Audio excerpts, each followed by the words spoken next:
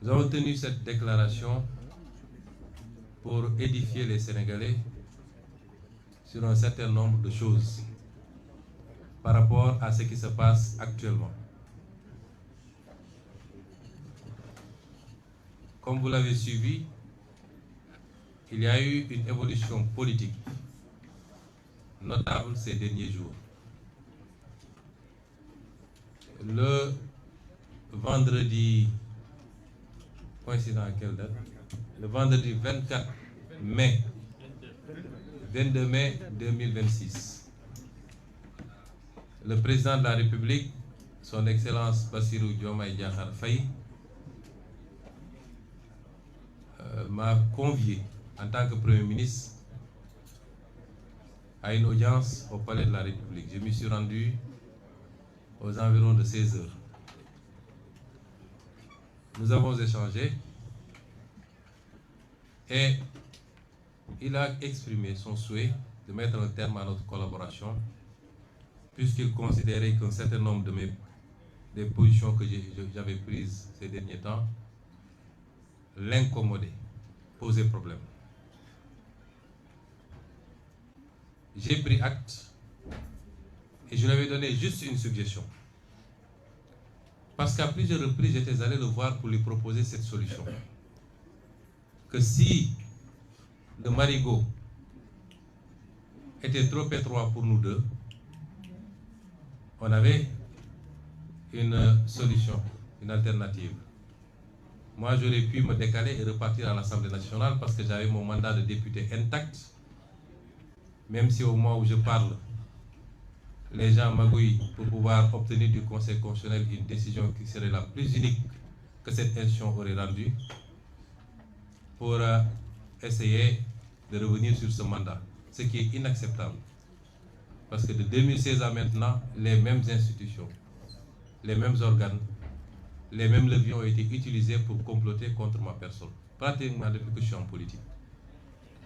Les mêmes leviers ont été utilisés pour me radier de la fonction publique, pour me fomenter des dossiers judiciaires, pour me persécuter, m'emprisonner, m'empêcher d'être candidat.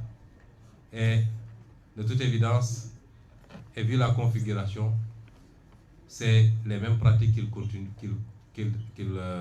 continuer. Donc, à plusieurs reprises, j'étais allé le voir pour lui proposer cette solution, qui consistait, de manière concertée, à ce que je puisse me décaler moi vers l'Assemblée nationale, qu'ensemble nous discutions pour choisir un Premier ministre issu du parti, parce que c'est le parti qui est majoritaire, que nous discussions à la formation d'un gouvernement et que nous puissions ensemble continuer à cheminer. Ce qui n'aurait pas empêché moi, à partir de l'Assemblée nationale, à continuer de l'aider dans ses tâches. Je lui ai proposé ça à 3 reprises, notamment au sortir des élections législatives où j'avais conduit la liste de PASTEF qui était arrivée majoritaire avec plus de 80% des députés élus. Mais à chaque fois, il avait rejeté la solution en me disant que ta place est à côté de moi, dans l'exécutif, parce qu'il y a beaucoup à faire. On aurait pu le faire de cette manière, amiable, mais il a choisi une autre voie. Il me l'a notifié, j'ai pris acte. Mais je lui ai suggéré, la seule chose que je lui ai demandé, je dis, Monsieur le Président de la République, ce pays ne peut pas se passer d'un gouvernement sérieux. J'ai été Premier ministre pendant 2 ans, je sais ce qu'il en est. La suggestion que je vous fais, c'est de ne pas annoncer la mesure tout de suite. Qu'on se donne 24 heures à 48 heures au maximum, le week-end, pour discuter ensemble des modalités pratiques de matérialisation de cette décision. Autrement, vous serez obligé, il avait voulu que moi j'endosse partiellement, parce qu'il avait voulu que je dise que nous avons, c'est d'un commun accord que nous avons décidé de nous séparer. J'ai dit non, si on discute et qu'on trouve des convergences, des accords, je peux le faire.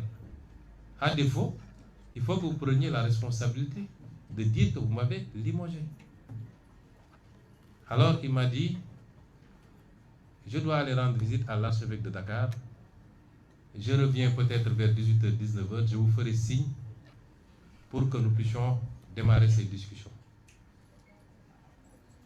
Quand cela le tienne, je suis rentré au Petit Palais et j'étais à son écoute. À 20h35, il m'envoie un message pour me dire qu'il ne peut plus tenir la réunion et qu'il comptait annoncer la mesure de limogeage. J'ai pris acte. Quelques minutes plus tard, le directeur de cabinet a fait lecture du décret. Le secrétaire général du gouvernement ou de la présidence de la République. Cela ne m'a pas posé problème parce que c'est une solution que j'attendais depuis très longtemps. Mais je m'étais fixé une règle, c'est que la rupture ne viendrait pas de moi. Elle ne viendrait pas de moi. Et donc, je suis rentré le même jour à mon domicile et nous sommes restés chacun de son coin pendant au moins 3 jours, si je m'abuse. Jusqu'au lundi. Et ce lundi, j'avais convoqué une réunion à 20h30, une réunion qui devait regrouper tous les ministres sortants de PASTEF pour qu'ensemble nous évaluions la situation et que nous arrêtions une position. Et vers 16h, beaucoup de ces ministres ont reçu des convocations de la présidence pour des consultations en vue de la formation de nouveaux gouvernements. Le mardi, beaucoup d'entre eux ont reçu. Ils m'en ont fait part et je leur ai demandé de ne pas s'y rendre. Parce que ça ne se passe pas comme ça. Il est clair que désormais, le président est dans son camp et nous sommes dans notre camp. Donc, s'il veut parler avec PASTEF, il faut qu'il passe par les canaux autorisés. PASTEF est un parti organisé, structuré, avec un bureau politique, un président, un secrétaire général, un COMEX, un conseil national, des structures de base. S'il veut parler avec PASTEF, il n'a qu'à passer par le chemin indiqué. Et nous discuterions en ce moment. Il a refusé de le faire. Et les ministres également, les ministres sortants, ont refusé de déférer à cette convocation. Ce qu'il a conçu comme un manque de respect de ses propres mots. Il considère que ces ministres lui ont manqué de respect. Parce qu'ils ont choisi la ligne d'un parti à la convocation du président de la République, d'après ce qu'il a dit. Et nous sommes restés dans cette situation pendant 2 autres jours. Et c'est moi qui ai pris l'initiative de l'appeler.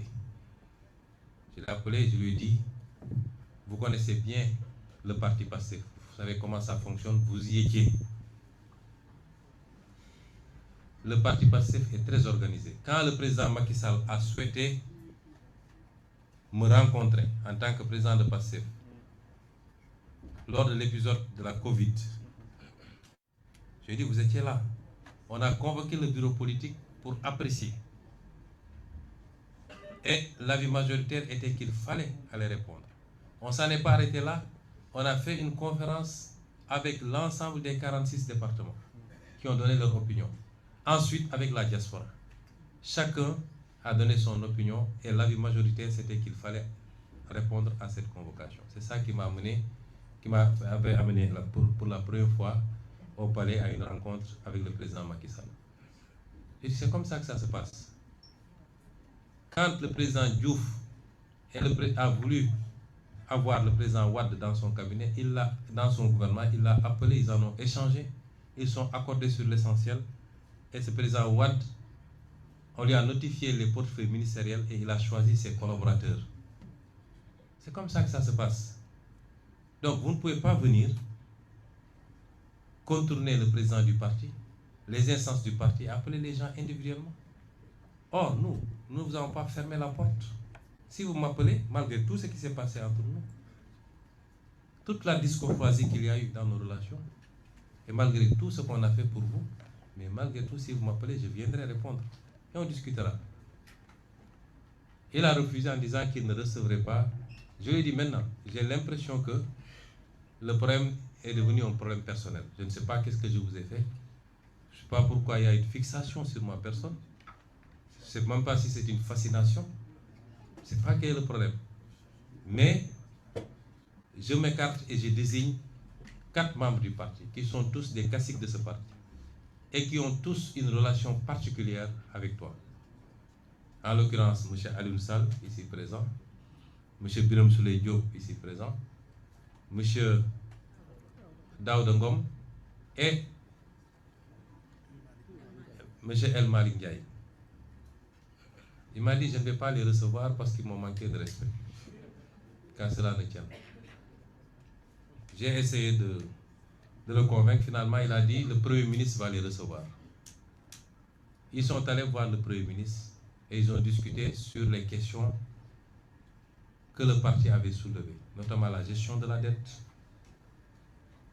le pouvoir d'achat des Sénégalais, son maintien, à défaut de baisser au moins son maintien au niveau actuel. Ça a été un combat pendant des mois et des mois à la primature. Ensuite, la question des renégociations des contrats stratégiques du pays, sur laquelle nous avons eu des résultats appréciables. Et enfin, la question de la justice et la reddition des comptes, qu'on avait promis aux Sénégalais, mais qui est totalement sabotée depuis qu'on est là. Et sabotée de l'intérieur. Ce qui fait qu'en 2 ans, il n'y a rien qui a été fait au niveau de ces dossiers. Rien de consistant en tout cas. Il dit ces questions, c'est des préoccupations du parti. On a discuté, il a pris l'engagement en disant qu'il m'a avoué qu'il n'avait pris aucun engagement, lui et son ministère des Finances, vis-à-vis du FMI, allant dans le sens de restructuration de la dette, qu'ils ont maintenu la même position et qu'ils travaillaient sur une solution différente, notamment de garantie. D'accord. Sur la question du pouvoir d'achat, il a dit qu'autant que possible, ils feront tout pour ne pas augmenter ou libérer les prix, ou appliquer la vérité des prix sur certains produits qui sont subventionnés, mais que si ça devenait intenable, ils seront obligés d'appliquer la vérité des prix. De la même manière, la dette, si la situation devenait intenable, ils seraient obligés d'accepter la restructuration. À propos des négociations, il a dit que rien n'a changé, sauf qu'il faut qu'on regarde au cas par cas parce qu'on commence à avoir des notifications de contentieux. Et enfin, à propos de la justice, il considère qu'on a la meilleure justice du monde. Je ne parle pas de la justice de manière générale d'ailleurs, parce que je sais qu'il y a d'excellents avocats, d'excellents magistrats qui font bien leur travail, et Madame le ministre de la Justice le sait. On parle spécifiquement de dossiers que vous connaissez. Et lui, il considère que ça se passe très bien, ce qui n'est pas mon cas, et ce qui n'est pas le cas de la majorité des Sénégalais qui considèrent qu'il y a un problème de justice dans ce pays. Et le casting qui a été fait au niveau du ministère de la Justice ne nous rassure pas, parce que voilà un acteur qui était au cœur des dossiers traités par certaines juridictions. Moi-même, j'ai eu à être contacté plusieurs fois par rapport à certains dossiers. Mais nous allons apprécier. Nous avons nos doutes, mais nous allons apprécier. Et nous ferons le nécessaire à partir de l'Assemblée nationale, rassurez-vous. Donc, toutes ces réponses sont en demi-teinte. Et sur la dernière question, elle n'est pas convaincante. Ça veut dire que je n'ai pas été convaincu. Ensuite, nous avons discuté du gouvernement. Je lui ai dit, PASTEF est le parti majoritaire qui détient 130 députés sur 165 à l'Assemblée nationale. C'est le parti majoritaire. En démocratie, si les choses se passaient normalement, si vous avez un problème avec le Premier ministre, si c'est le Premier ministre lui-même qui vous pose problème, vous demandez au parti majoritaire de désigner un autre Premier ministre et de former un gouvernement. Et je vous l'avais proposé depuis très longtemps. Vous ne l'avez pas fait et vous êtes allé prendre un Premier ministre qui n'a rien à voir avec notre combat. J'en profite pour lui demander de rester technocrate, de sortir du jeu politique, puisqu'il a été choisi pour être un technocrate, d'après ce qu'on nous dit.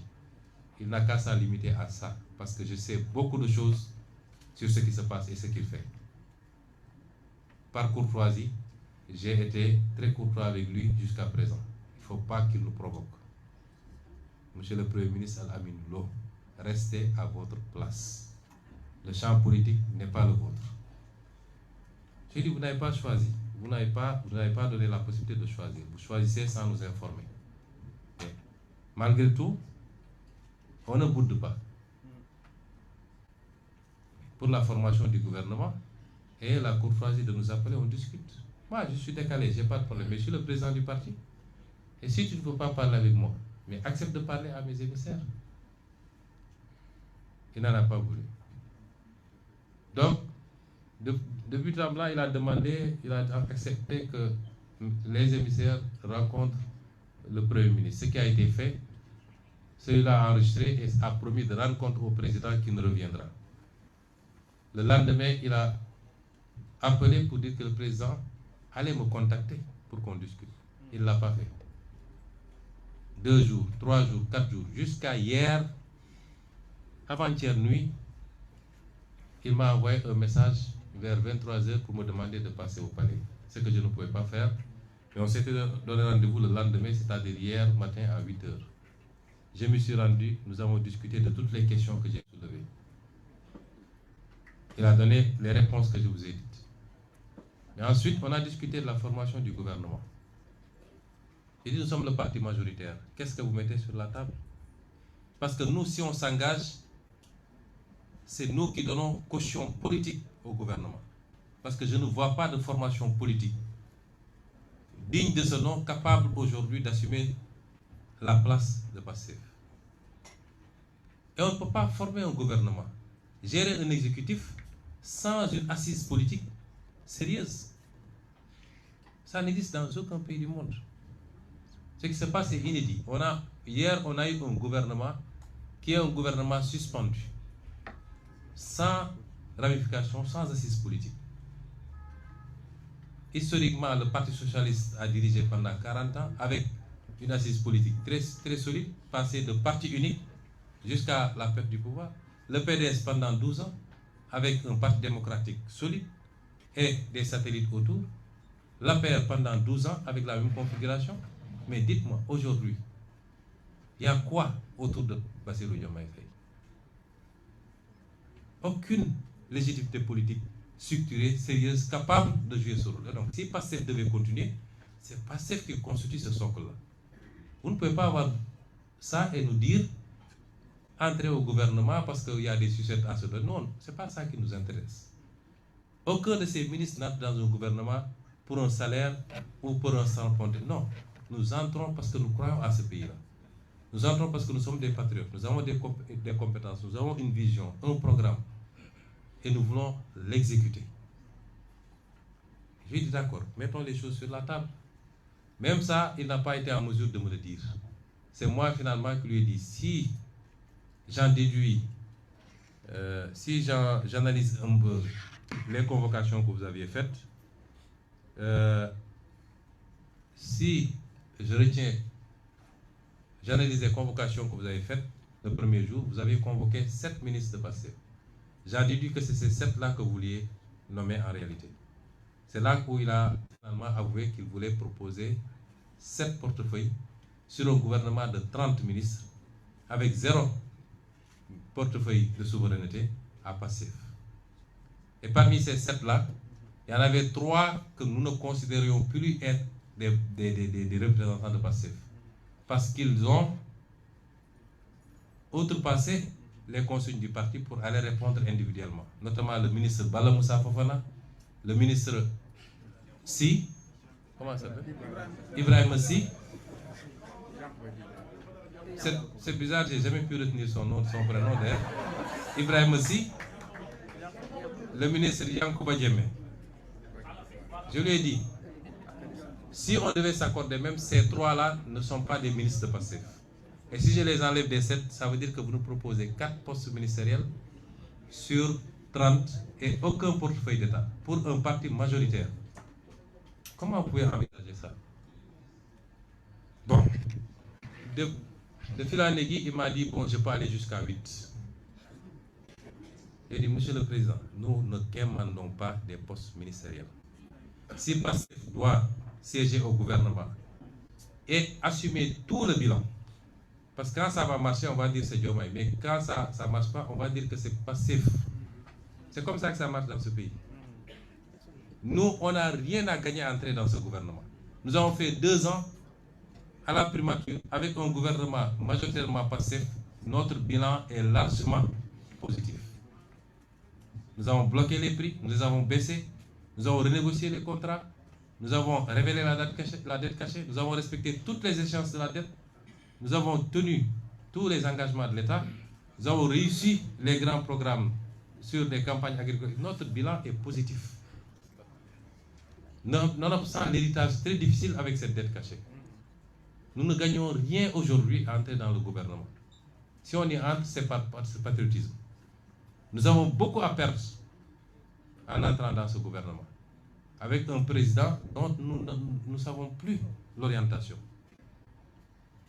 À partir de ce moment, Pastef n'entrera pas dans un gouvernement où il ne peut pas avoir au moins la moitié des portefeuilles ministériels, avec des portefeuilles de souveraineté, avec une continuité à l'Assemblée nationale, et nous allons vous accompagner. Il est resté figé dans ses positions. Je dis d'accord, je vais rendre compte. J'ai rendu compte à l'ensemble des ministres qui ont rejeté et l'ensemble des autres membres du parti qui ont rejeté totalement, massivement et sans exception. Et c'est pourquoi, ensuite, je l'ai appelé pour lui notifier la décision du parti de ne pas rejoindre un gouvernement dans ces conditions. Je sais que l'accouchement a été très difficile. La formation du gouvernement a été très délicate. Jusqu'à la dernière minute, on appelait à gauche, à droite, sans avoir eu le temps de contrôler même les profils, pour proposer des portefeuilles ministériels à gauche, à droite. Un pays, c'est sérieux. Un gouvernement, c'est sérieux. J'ai l'impression que le président Bassirou Diomaye Faye ne sait pas ce que c'est un gouvernement. On ne forme pas un gouvernement dans ces conditions. Hier, jusqu'à 19 h, des militants de Pastef, ici et de la diaspora, m'ont contacté pour me dire, le président vient de m'appeler, il me dit qu'il va me mettre dans son gouvernement. On ne forme pas un gouvernement à la légère. Et c'est pourquoi nous avons un gouvernement qui sera difficile. Et c'est parce qu'ils savent que le gouvernement n'a pas d'assises politiques, c'est pourquoi ils disent qu'ils ont fait un gouvernement de technocrates. Tous les politiques sont des technocrates. Moi, je suis inspecteur des impôts, Birame Souleye est inspecteur des impôts, Yassine était fonctionnaire aux Nations Unies, ainsi de suite. Aliou Saleh est ingénieur informatique, lui, il est juriste. Tous les gens qui sont là, Daouda Ngom est professeur à l'université, nous sommes tous des technocrates. Ceux qui sont là-bas n'ont rien de plus que nous avons choisi de faire la politique un pas. C'est ça la réalité. C'est du saupoudrage. Alors, quelle est la suite? Nous sommes obligés de cohabiter. J'ai alerté le président il y a quelques mois. J'ai été le premier à parler de cohabitation douce. Ça aurait pu être dans la configuration qui était en vigueur à ce moment. Et il n'en a pas eu, il n'en a eu cure. Nous sommes, qu'il le veuille ou pas, dans une situation de cohabitation. Il n'a pas un seul député à l'Assemblée nationale sur 165. Un seul. Pastef a 130 députés sur 165. Ça, si ça n'impose pas la cohabitation, ce serait quoi la cohabitation? Il faut qu'il arrête qu'on le pompe pour lui dire c'est toi le président, tu as tous les pouvoirs. Il n'a pas tous les pouvoirs. Il n'a pas plus de pouvoir que les autres d'ailleurs, actuellement, dans la configuration actuelle. Il faut qu'il redescende de son piédestal et qu'on se parle en responsable, dans l'intérêt de ce pays. Ceux qui le poussent à aller vers une guerre ne lui rendent pas service. Je lui parle en tant que grand frère, je ne parle même pas du président. Ils ne lui rendent pas service. La politique a ses règles. Dans tous les pays du monde, on est obligé. Même dans les pays où le régime est présidentiel strict, comme aux États-Unis, quand le président perd les élections de mi-mandat, il est obligé de faire avec un congrès où il est minoritaire et il négocie pour ne pas avoir de shutdown et qu'on lui adopte son budget. C'est ça la démocratie. Parce que c'est la volonté populaire qui s'est exprimée et qui a dit je confie l'Assemblée nationale à cette force politique. Il faut respecter cela. S'il ne le veut pas, il va nous entraîner vers une crise dont le pays n'a pas besoin. Les Sénégalais sont fatigués. Ce qu'ils attendent de lui, en tant qu'exécutif, avec son gouvernement, son budget, c'est de faire moins de politique politicienne. Et malheureusement, il s'est encadré de gens qui ne font que ça, et de se mettre au travail. Nous sommes là pour l'accompagner. Et c'est pourquoi j'ai dit tout à l'heure que si je le voulais et si Pastef le veut, demain, en tout cas dans 72 heures, ce gouvernement peut tomber. Parce qu'on a la possibilité de censurer. Mais on n'est pas dans des histoires de vendetta. Nous nous préoccupons d'abord de l'intérêt supérieur de ce pays. Et c'est pourquoi nous ne censurerons pas. Nous allons les accompagner. Et je lui ai dit ça hier dans son bureau. Ton adversaire, ce n'est pas nous. Même en perspective 2022, 2029, ce n'est pas nous tes adversaires. Ce n'est pas nous. Si tu veux avoir quelque chose en 2029, réponds aux préoccupations des Sénégalais. Quand vous gérez le pouvoir, votre bilan, ce n'est pas est-ce que j'ai pu liquider tel homme politique, etc. Il faut demander au régime qui était là. Votre bilan, c'est est-ce qu'on a réglé les questions du pouvoir d'achat, d'adduction d'eau, d'électricité, de soins de santé, ainsi de suite. C'est ça le bilan. Donc qu'ils se mettent à ça et nous sommes là pour l'accompagner. Tout ce qui incombera à l'Assemblée nationale dans le vote de la loi, dans l'exécution, l'accompagnement budgétaire, dans le contrôle des politiques publiques, dans le contrôle de l'action gouvernementale, tout ce qui est du pouvoir de l'Assemblée nationale, nous sommes là pour le mettre à disposition et accompagner pour qu'il réussisse. Parce que s'il réussit, nous aurons réussi, nous également. Nous en sommes là. Mais il faut être deux pour faire la paix.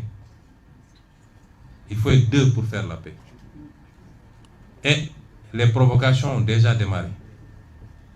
Parce que tout ce qu'ils sont en train de faire, convoquer des députés en pleine session, vouloir les arrêter dans l'enceinte de l'Assemblée nationale, arrêter à gauche, à droite des militants, c'est pour essayer de provoquer Pastef, de provoquer une réaction, surtout au niveau des jeunes, et de pouvoir communiquer sur une image d'un parti qui serait un parti belliqueux, un parti, etc. C'est pourquoi j'en appelle encore une fois aux jeunes. Restez calmes. La directive a toujours été la même depuis longtemps. Restez calmes et sereins. Continuez le travail politique qu'on vous a confié, de massification, de communication, d'organisation. Certaines déclarations, ça n'apporte rien au parti. Certains comportements n'apportent rien au parti. Donc la paix, il faut être deux pour la faire. Et il ne faut pas qu'ils soient les premiers à être dans la provocation. À utiliser les mêmes leviers que les gens ont utilisés pendant 10 ans pour fracasser du Sonko, pour casser du Pastef, en utilisant la justice, le Conseil constitutionnel, les FDS. Il faut qu'ils sortent de ça, parce que je sais qu'il y a des gens qui lui font croire à ça. Ça ne lui apportera absolument rien. Restons dans la sérénité. Mettons les intérêts supérieurs de ce pays au devant de toute autre préoccupation. Mettons-nous au travail pour soulager les Sénégalais. Rassurons les partenaires du Sénégal, les bailleurs de fonds, les investisseurs. Parce que si on entre dans une crise de dissolution, de censure, ils n'auront jamais d'accord avec le FMI. Et personne ne viendra au Sénégal pour investir. Je ne devais pas être le premier à me préoccuper de ces questions-là. Ça devait être le président lui-même. J'en appelle à la responsabilité des uns et des autres. Et à un dialogue intelligent, un dialogue politique intelligent et constant, constructif pour l'intérêt du pays. Après, chaque chapelle politique va dérouler ses actions politiques pour atteindre ses objectifs politiques, dans le cadre des lois de ce pays. Il faut qu'on évite de replonger ce pays dans ce qu'il a connu il n'y a pas très longtemps. Nous n'avons pas le droit. Le président Bassirou Diomaye n'a pas le droit. Et à partir de ce moment, je voudrais dire également que tous les Je voudrais rendre hommage d'abord aux messieurs et aux dames ici autour de moi.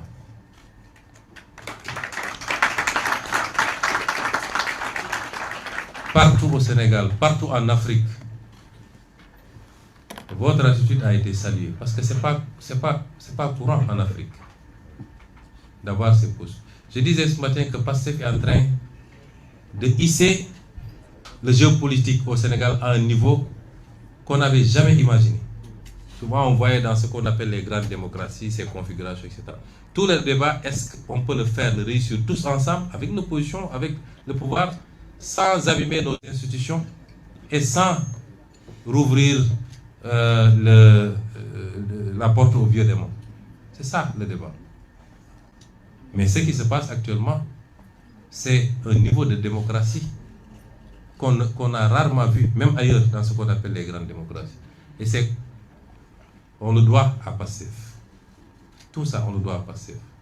Et donc, ces hommes et ces femmes ont rendu aux Sénégalais leur dignité, leur fierté, de pouvoir dire qu'il y a toujours des Sénégalais qui sont comme ça. Des Sénégalais que rien ne peut compromettre. Les Sénégalais qui savent qui ils sont, qui ont des convictions fortes, qui ont un honneur et une dignité. Ils en font partie.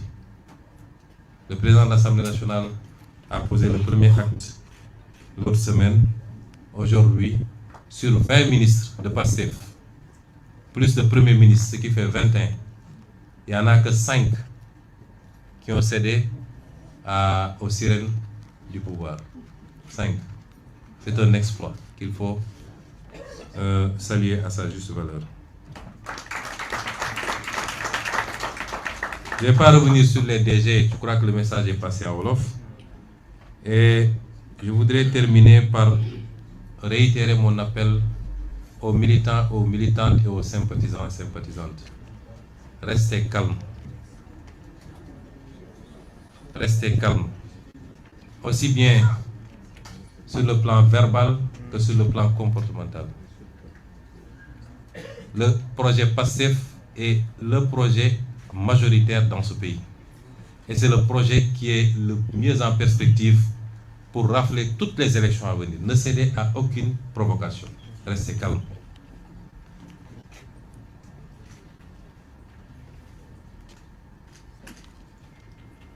Je voudrais demander aussi aux directeurs généraux et autres, j'ai dit que ce n'est pas la peine de revenir, mais de revoir un peu le message que j'ai délivré en langue wolof. Et enfin, je voudrais rappeler la nécessité d'une mobilisation exceptionnelle pour le congrès, le premier congrès du parti qui est prévu pour le 6 juin.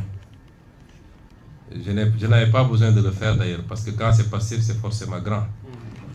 Mais c'est un congrès qui arrive dans un contexte particulier. Donc la mobilisation c'est le 7, les travaux c'est le 6. Et je voudrais enfin souhaiter une très bonne chance à nos Lions U17 pour la finale de ce jour. Nous leur souhaitons plein succès et qu'ils nous rapportent ce trophée également qui viendrait rejoindre tous les trophées qu'on a eus ces derniers temps. Et j'en profite d'ailleurs, j'ai félicité tous les ministres parce que tous les ministres de PASTEF ont été très bons. Mais puisque je parle de sport, Madame Khadija Gueye a été sublime et en très peu de temps nous a permis de faire des résultats, de gagner une Coupe d'Afrique, d'aller à la Coupe du Monde, de gagner pour les U20 je crois, d'être en finale pour les U17, d'avoir fait les réformes dans un milieu très difficile qu'est le monde de la lutte. J'aurais pu le dire pour chacun de ces ministres, c'est vous dire que les ministres de PASTEF sont de très bons ministres et ils vont avoir, Inch'Allah, d'ici quelques temps, la possibilité de continuer ce qu'ils avaient démarré. Je vous remercie de votre attention.